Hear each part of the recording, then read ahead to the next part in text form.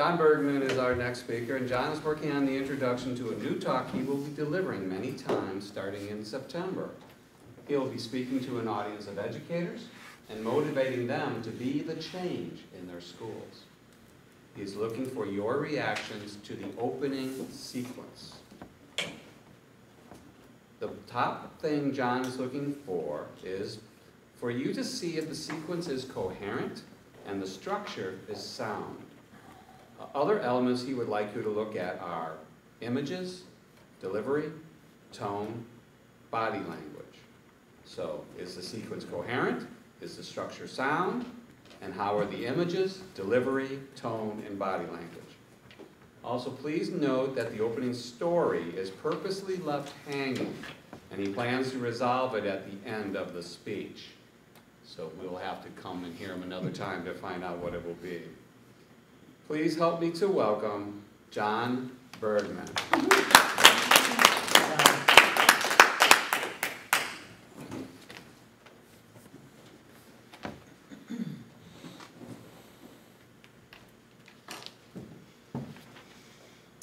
It was my fault.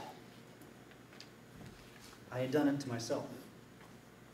I had no one else to blame but myself. I reached a point, like Jack Welch says, right? Face reality as it is, not as it was. You wish it would be.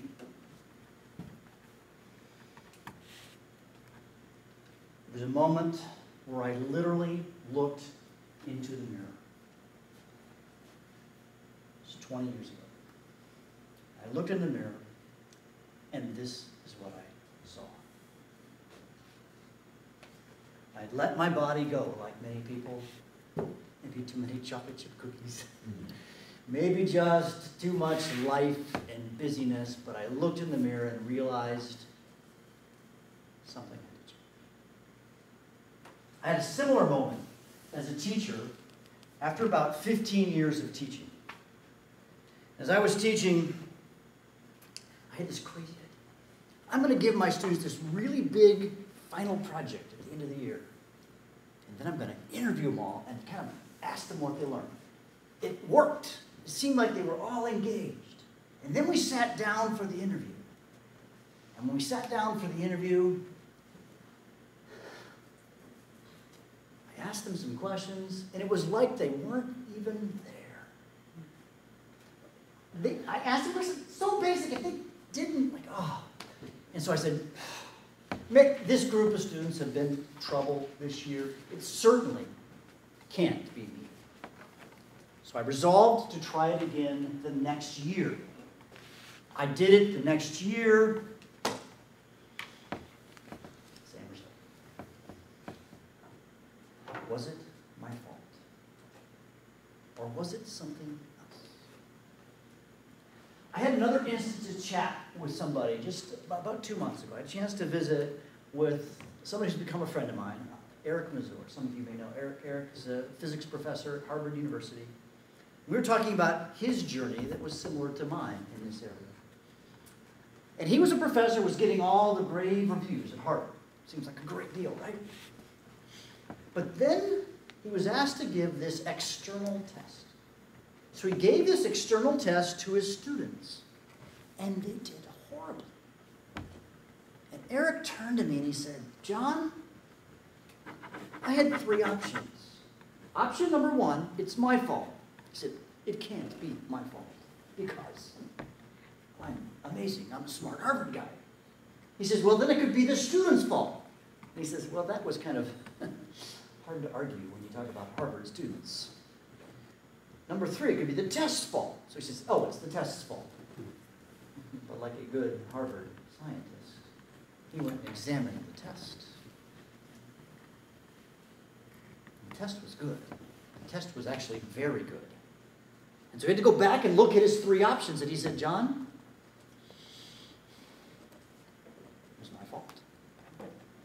But then he said something else. He says, well, maybe it wasn't just my fault. Maybe it's something deeper. Maybe it's the system's fault. A novel idea, right? Because in each of these stories, we're coming back to this quote. We need to face reality as it is, not as it was, or you wish it would be. Now, what are those realities that we need to face as educators? I'm going to argue there are three things that we don't often talk about in education. Three things. Now, before I introduce the three things, I need to say one thing. So often what I hear is I hear everybody say it's all about the kids. I wish that were true in education. It should be. And in many cases it is.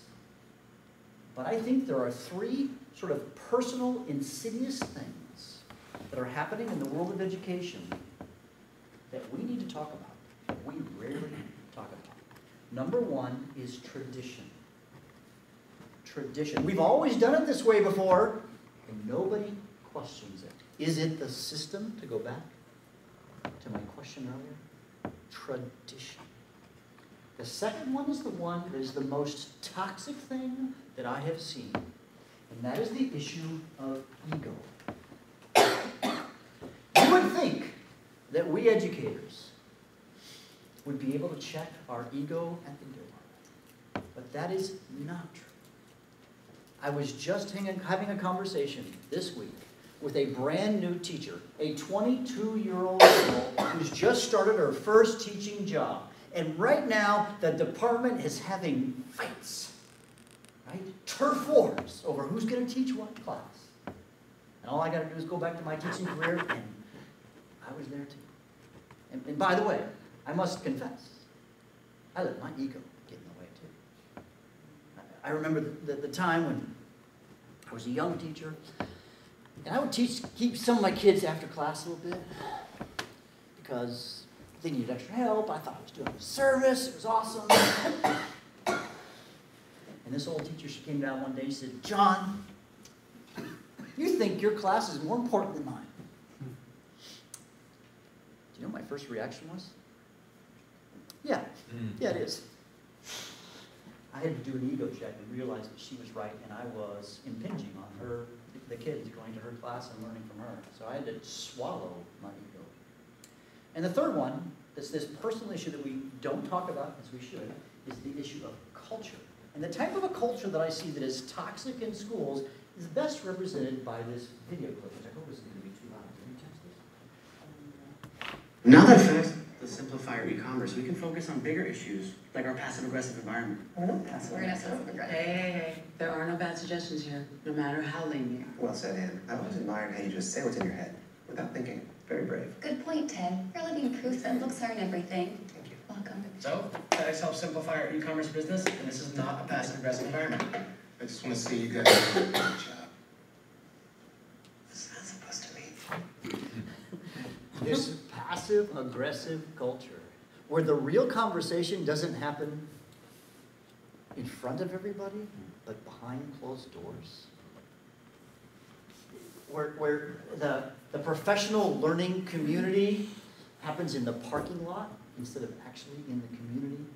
FYI, people would know what this professional learning community is. It's a very common educational jargon thing. So, in my case, it was my fault.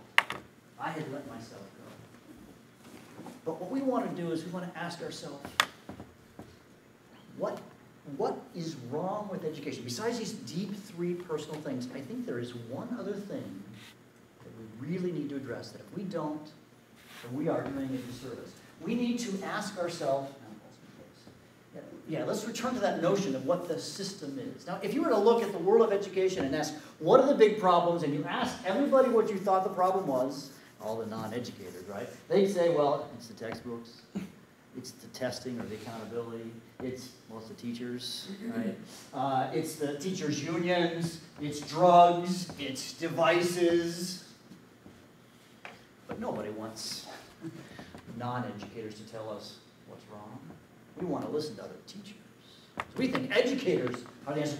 We will say this. It's like, a non-doctor telling a doctor how to cure cancer or how to treat a particular patient. We say, well, you can't do that. Well, all right, let's be honest. What have we done? What have we done in the last let's say 20 or 30 years. So if you go back in time, you go to Nation at Risk, this was under the Reagan administration, and they said, all right, we're going to change schools. They did a bunch of different things. Okay? But then that was followed up by No Child Left Behind in 2001 under the Bush administration, which was then followed up by Common Core State Standards, which was then followed up by the Every Student Succeed Act under President Obama. And they did all these reforms. Well, let's just bring out one interesting point. You know that the Obama administration spent $7 billion on a particular program to change schools. It was the largest funding of schools from the federal government in the history of the U.S. schools. And the report came out, it was just kind of, it was hidden, by the way, almost. It came out right before President Trump became president, and the conclusion of the report was this. Lisa, who's the chief researcher, Lisa Dragosa, said that we found that the SIG, Student Innovation Grant Program, had no impact on students because they focused. Each of those issues, as you remember, they have focused on really two key issues. Number one, what they've tried to revise is the curriculum. That's what we teach, curriculum. Right? We have a prescribed curriculum. By the way, the opposite of that is one that's more exploratory curriculum. This is what we've done. We've changed our curriculum over and over again, and guess what? It has not worked. The second thing that you see happening, of course, is we change how we assess students, right? How do we know what they know? And we can either do it in a standardized way, or what we like to call an authentic way. And you know what? That hasn't worked either. So changing the curriculum, like what we did in No Child Left Behind and all these other acts, changing the assessment, we've been testing the heck out of our students, and that's actually had a negative effect on our students. That hasn't worked. Could there be something else? Could there be something else that's wrong? Come with me on a journey that I did on Google. I Googled the word classroom, and then I typed in a country code, and this is what I found. This is what a classroom looks like in the United States, Japan, Nigeria, Afghanistan, Russia, Korea, Pakistan, the Middle East, Eastern Europe, the Himalayan mountains, Vietnam, Australia, Brazil, Iran, in rich countries, in developing countries, in the military, in prison, in business and corporations, and in higher education. What is it that we're seeing that is the biggest problem in education? And that is that we have a problem with our teaching method. Not what we teach, not how we know what we teach, but how we teach. How we teach is the problem. What we just saw in those series of images was passive learning. Passive learning is the biggest problem in education. We need to move from passive to active learning. We need to address the issue of how do we teach. The biggest, most transformative thing that we can do in education to really change the bar is to move education from passive to active. Thank you very much.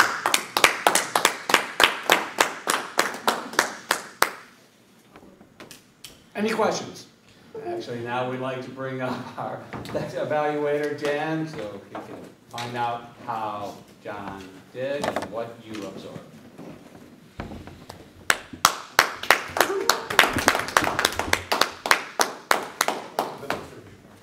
Nicknames? Nope.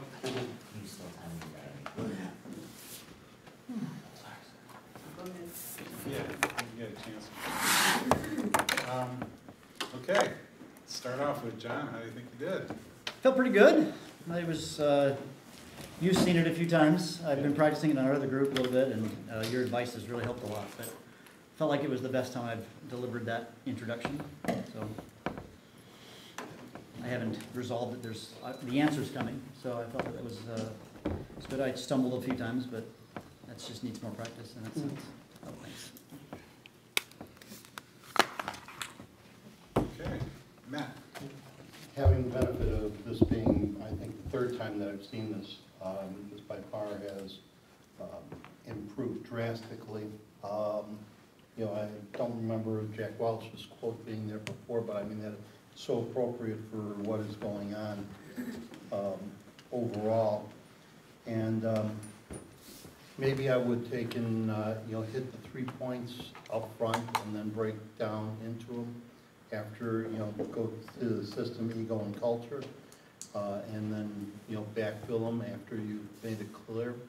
But you know, it just, I was waiting for you to get through all of them, you know, to, you know, find out what the third one was, you know, because, you know, they weren't shared up front. So it's just a different perspective. You know, give people, tell people what it is that they're looking for, and you'll have to excuse me, I've got to go pick up a wife from the airport. Okay. Yeah. If I don't do that, then You're in trouble.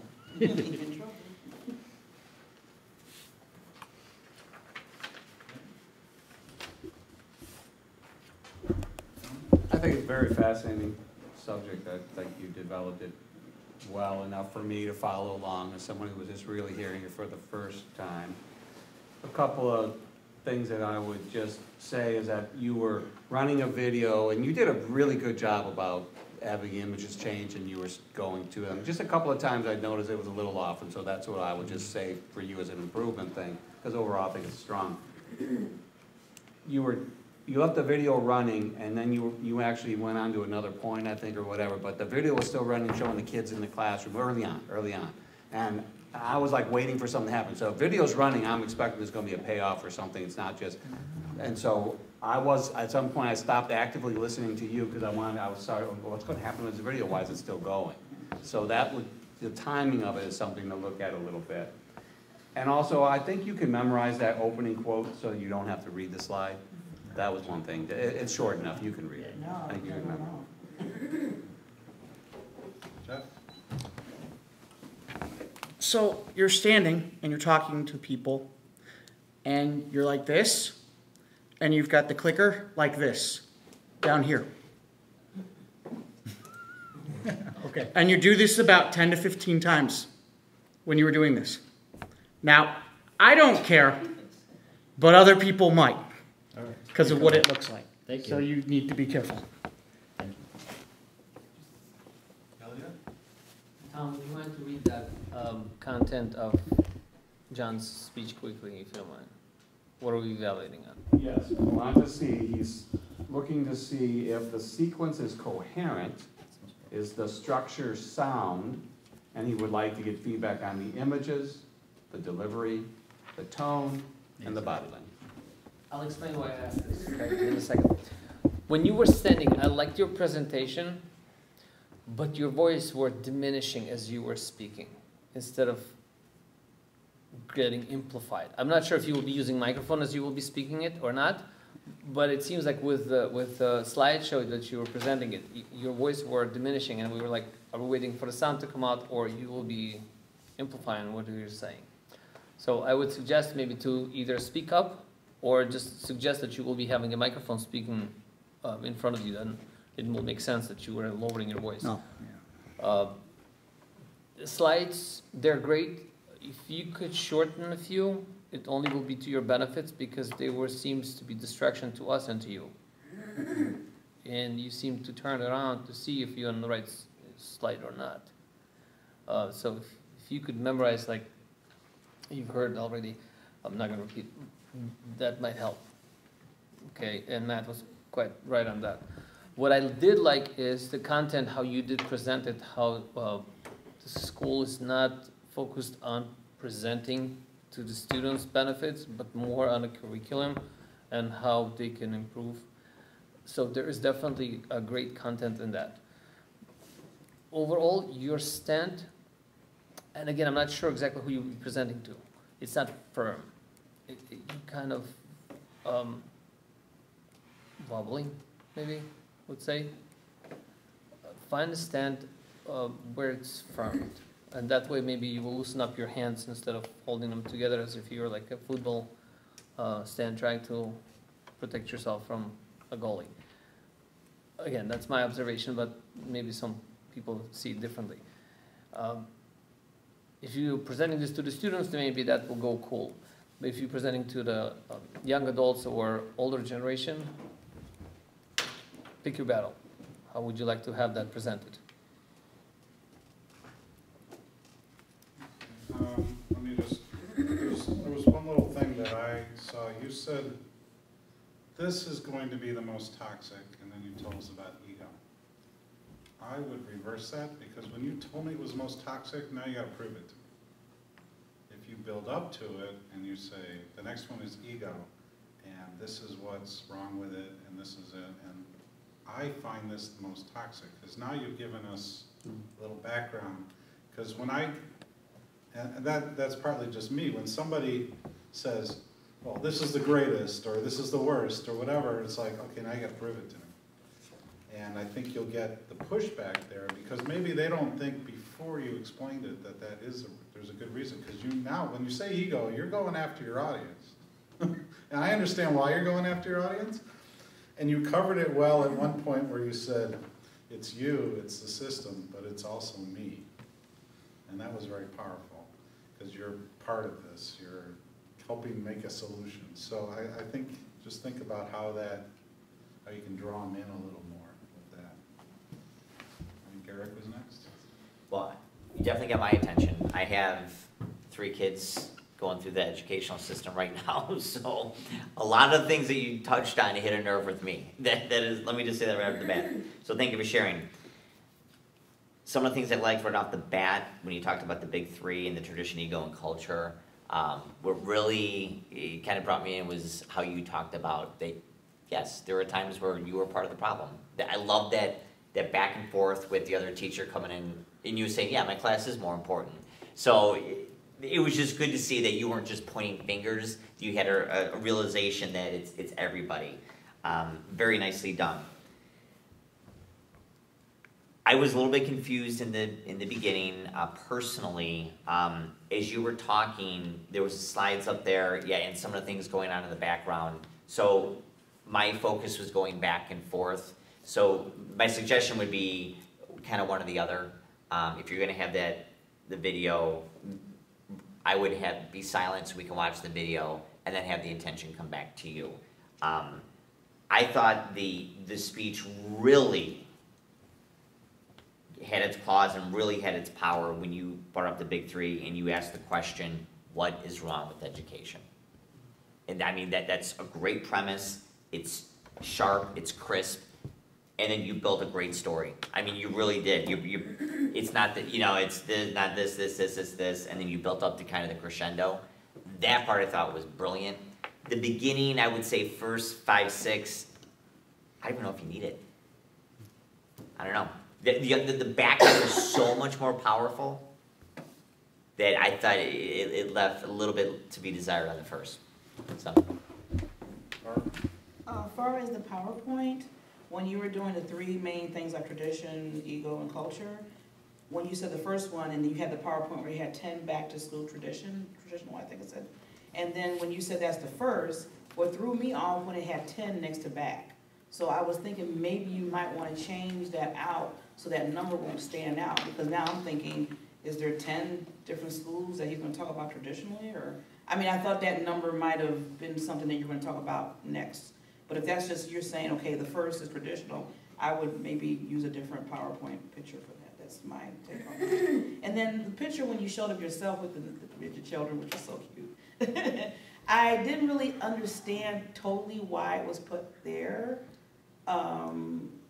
And I hate to say it like that. I thought, because when you said, was it me? I thought you were going into maybe weight loss or something, because I know you're a little bit, you still look nice and everything, but I know you're a little bit heavier than you are now. So I didn't know if that picture where you were showing how, okay, this is where I was and now I'm here. That's where I was going with the whole, and then you started going to the educational, and I'm like, okay, then what is that picture supposed to emphasize something with that? So that got me a little confused, because I was thinking of, is he going to talk about weight loss or eating healthy food, and then all of a sudden went to the shoulder and everything, and then went back to that picture again. I was a little bit confused on that.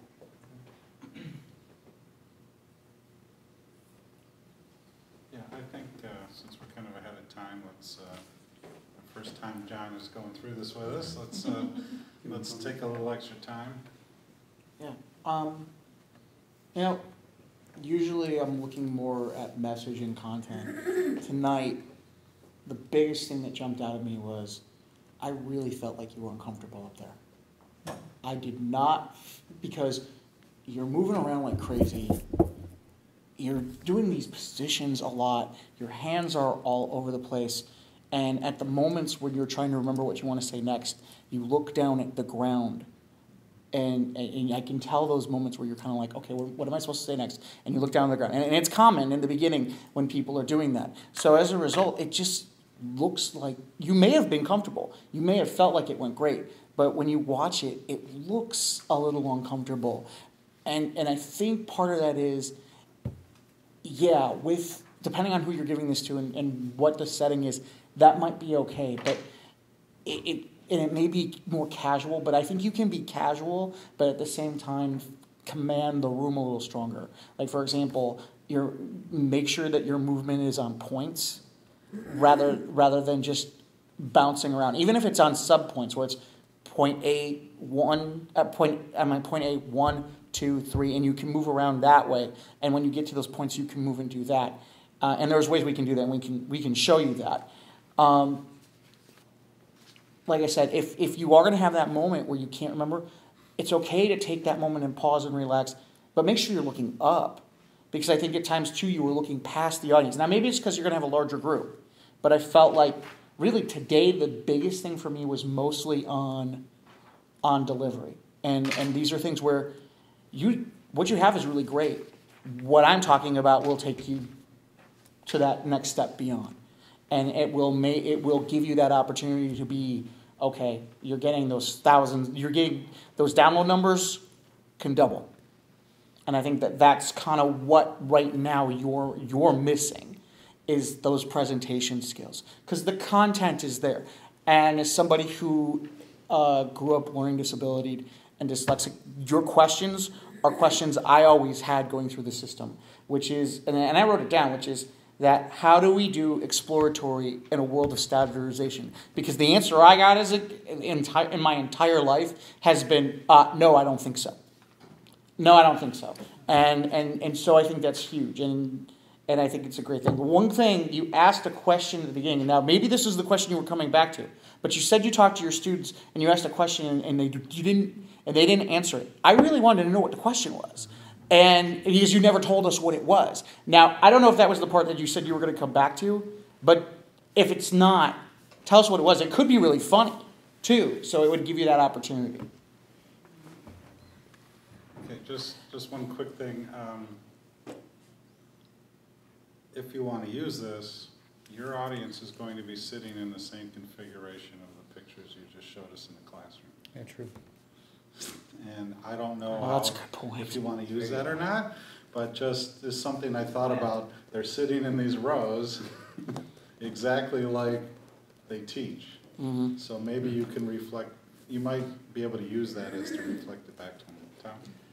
I know you can't speak, so maybe just nod yes or no. The point where it says that you purposely left something hanging and plan to resolve it at the end of the speech. Was that your story with you with the kids in that picture and the weight loss? Okay, so that gets to your point. That's what he said he was going to left undone now, and he was going to resolve at the end of the speech, just for clarification.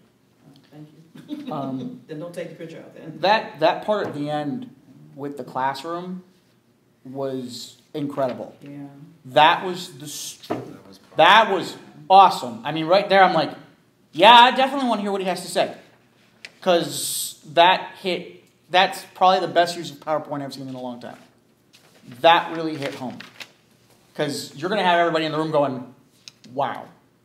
Because they're not thinking about that. They don't realize what you just showed. Because it's not going to sink in until you do it that way.